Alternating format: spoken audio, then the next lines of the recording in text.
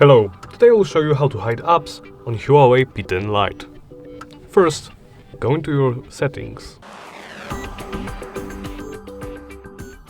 Go into the security and privacy.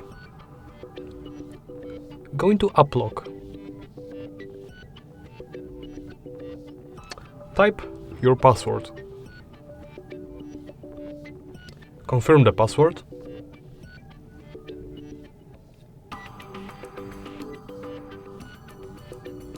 And now we can lock a certain app. Now, if you want to use that app, we will need to use the password. And that's it. Thank you for watching. Remember to comment, like and subscribe.